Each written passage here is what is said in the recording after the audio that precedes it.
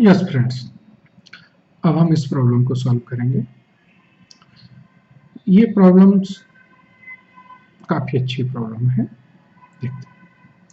XY Limited maintains its accounts on non-integrated basis। Non integrated basis है, इस means कि आपका कॉस्ट की बुक्स और फाइनेंशियल्स की बुक्स अलग है। वो the financial accountant and cost accountant have completed their accounts for the year ended 30th June 2012 and a memorandum account reconciling the profit figure has been prepared. During the year, production overhead has been absorbed in the accounting as a percentage of direct wages at the rate of 250%. You are required to prepare a detailed statement showing how the profit as shown in the cost was arrived and at any differences not explainable from the available data should be treated as being to difference in administrative expenses। इसका मतलब क्या है कि अगर कोई ऐसा difference आ रहा है जो इन दोनों में कहीं पर एक्सप्लेन नहीं कर पा रहे हैं, इन दोनों में एक तो ये मेमोरेंडम में और दूसरा आपके जो फाइनेंशियल स्टेटमेंट्स हैं ये रिकंसिलेशन में अगर नहीं कर पा रहे हैं तो उसे हम एडमिनिस्ट्रेटिव ओवरहेड मान लेंगे। ये देखिए, ये आपको एक पूरा ट्रेडिंग पीएल बना के दिया है और ये आपको रिकंसिलेशन स्टेटमेंट दिया है। इट मींस कॉस्ट का जो प्रॉफिट है ये कंफर्म है कि हमारा 1,03,000 है। ठीक है ना। चलिए, तो अब हम इन दो रिकॉर्ड से हम अपना क्या बनाएंगे, हम अपनी कॉस्ट शीट बनाएंगे। चलिए, ये बहुत ही अच्छा क्वेश्चन है। कॉन्सेप्चुअली जो बहुत स्ट्रॉन्ग बंदा होगा वही इसको एक बार में समझ पाएगा, अदरवाइज क्या है आपको एक बार प्रैक्टिस करनी पड़ेगी। चलिए, हम बनाएंगे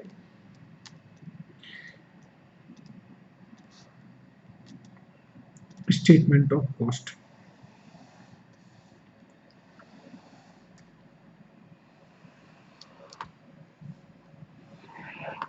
ठीक है, चलिए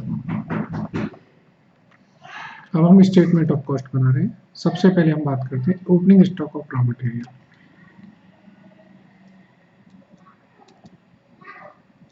opening stock of raw material जो कॉस्ट की बुक से है,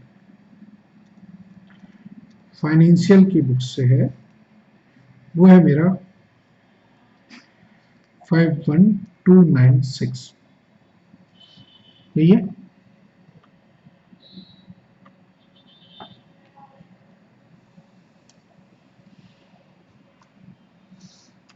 अब देखिए, हमें ये बताया गया कि जो ओपनिंग स्टॉक का है ये हमारे पास 320 का डिफरेंस है। इट मींस कॉस्ट की बुक में हमने ऐड किया है। इसका मतलब क्या है कि कॉस्ट का प्रॉफिट हमने कम किया था। समझो पॉइंट को, कॉस्ट के प्रॉफिट को हमने बढ़ाया है। इट मींस जो क्लोजिंग स्टॉक कॉस्टिंग की बुक है वो ज्यादा है, तो हम इसमें ऐड करेंगे डिफरेंस 320। अब ये जो ऐड और लेस करने वाली बात है इसी में कॉन्सेप्ट है। तो ये बना हमारा 51616 प्लस करें परचेज। परचेज हमने दिया है 199334।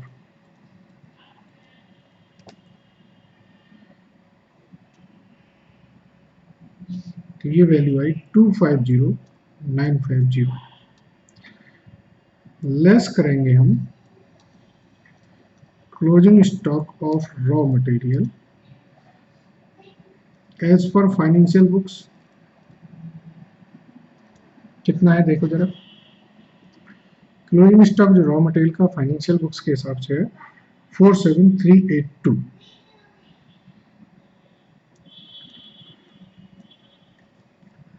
अब देखिए, इन्होंने ये भी बताया कि क्लोजिंग स्टॉक के रॉ मटेरियल को हमने माइनस किया है 422।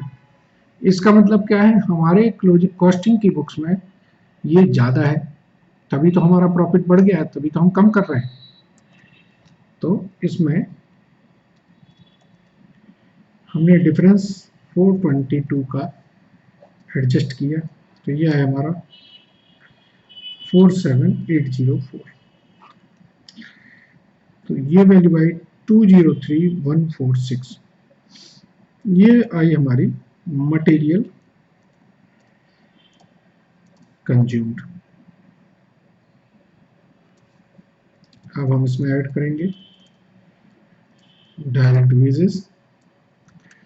डायरेक्ट वेजेस हमें दिए हैं 80,072 के। तो ये प्राइम कॉस्ट आई हमारी 283218, ठीक है। ऐड करेंगे हम factory overhead 250% of direct wages, तो ये है हमारा 200180। तो ये वैल्यू आ गई हमारी 483398। अब फिर से बात करेंगे opening WIP। Work in progress देखिए, हमारी जो फाइनेंशियल की बुक्स हैं उसमें वर्क इन प्रोग्रेस की ओपनिंग है 24496। As per finance 24496। ध्यान दीजिए, यहां ओपनिंग स्टॉक कम हो रहा है।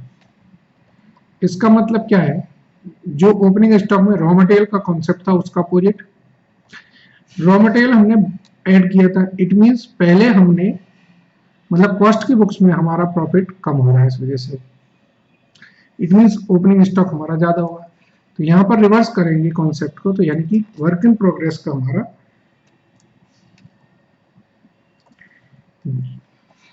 हमारे पास कम होगा। तो ये 24146, ये आई मेरी 507544।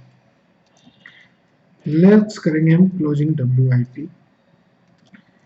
एज पर फाइनेंस जो वैल्यू है मेरी WIP की वो है 23724।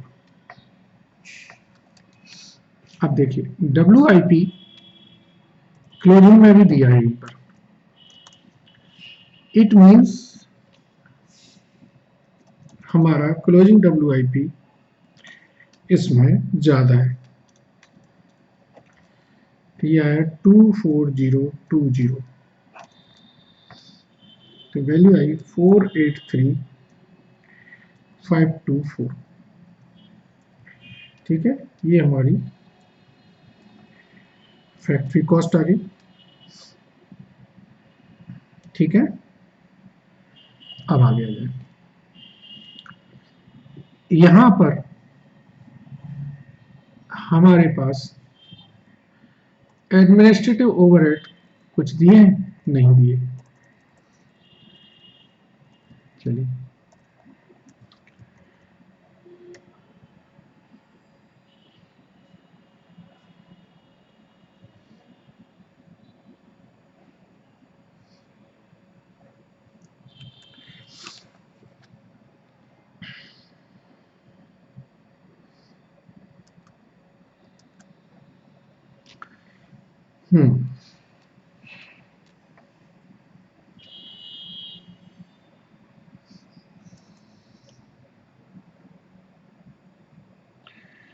एक मुझे छोटा सा एक वर्किंग नोट बनाना पड़ेगा एडमिनिस्ट्रेटिव ओवरहेड्स के लिए। बिना वर्किंग नोट के ये आएगा नहीं। चलिए बना लेते हैं।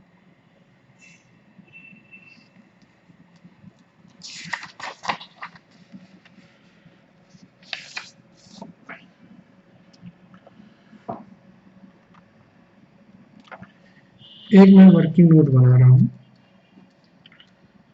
एडमिनिस्ट्रेटिव ओवरहेड्स के लिए। देखिए सेल वैल्यू है 625600, प्रॉफिट एज पर कॉस्ट जो आ रही है वो 100300। It means cost of sales है 525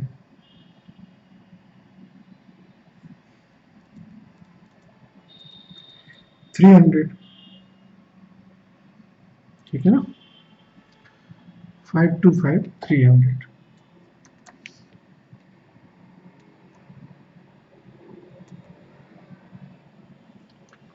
अब आप ये देखिए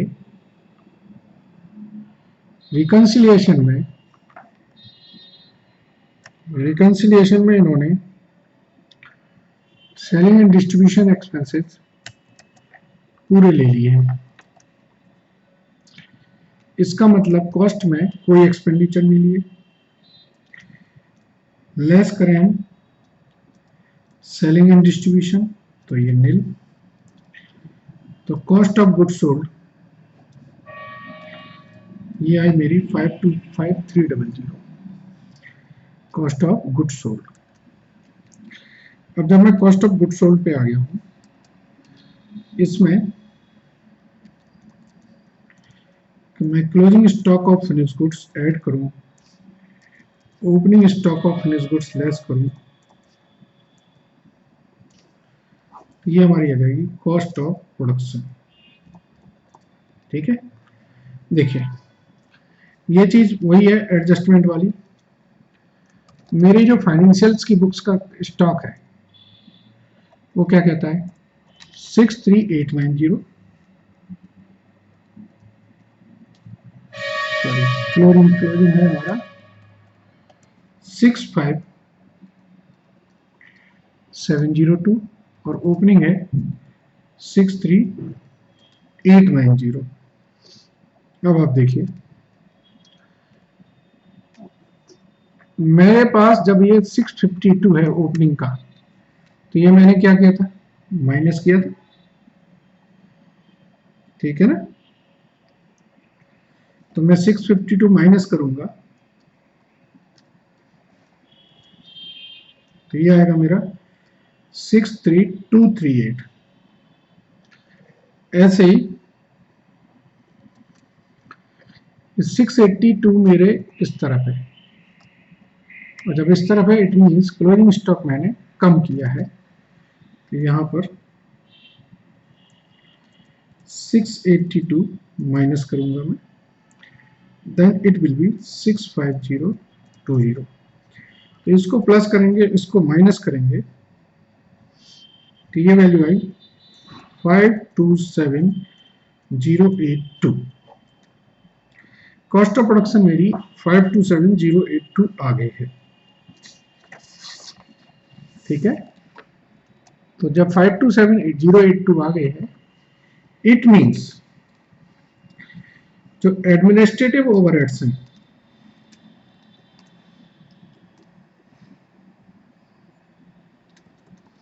रेफर वर्किंग नोट 1।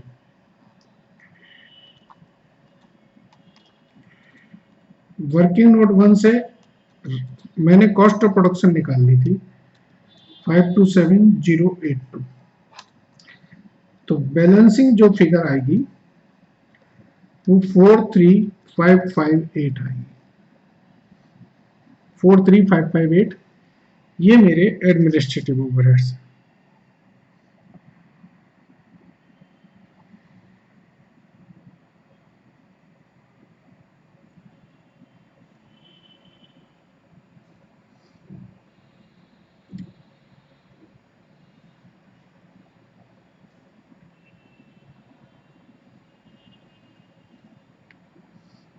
और भी आप देख सकते हो,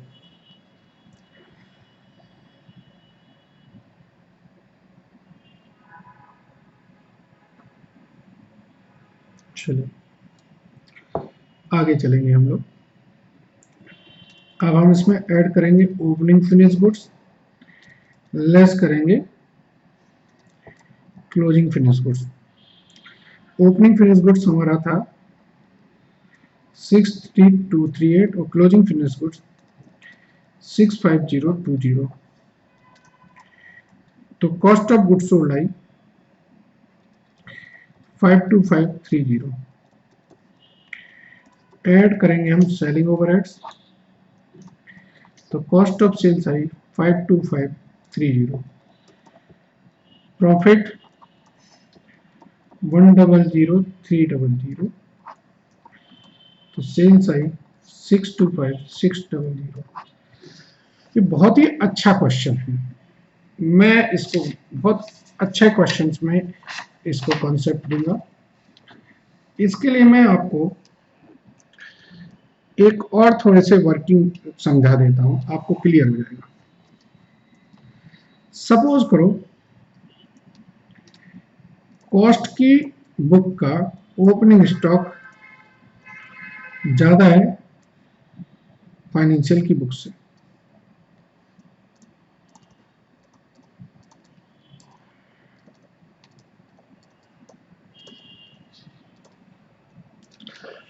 तो इसका इंपैक्ट क्या होगा?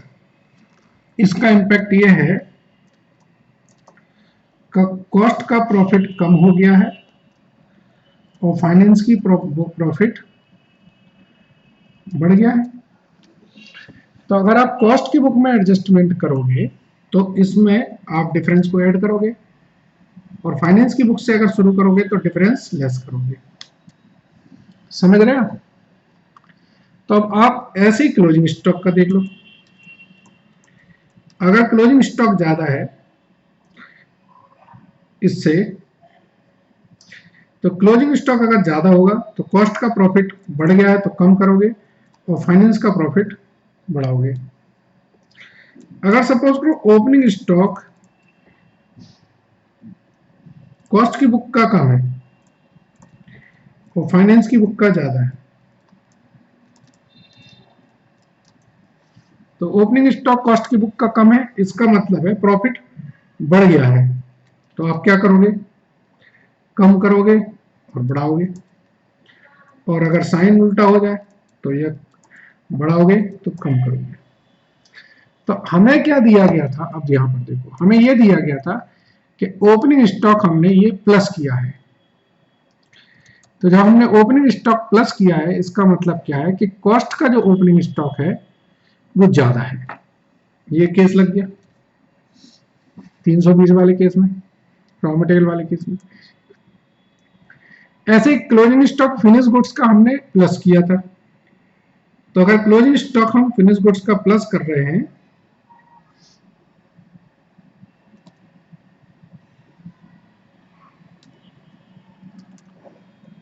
तो क्लोजिंग स्टॉक इसका मतलब है कॉस्ट की बुक में कम है, तो हम ऐड करेंगे।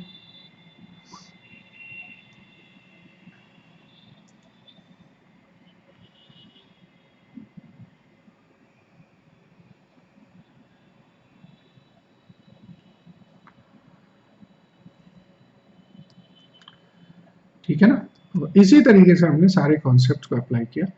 एक बार देख लीजिएगा, कोई डाउट हो तो फिर दोबारा पढ़ेंगे इसको। चलिए, अच्छा क्वेश्चन था, I must say it's a very good question. Thank you.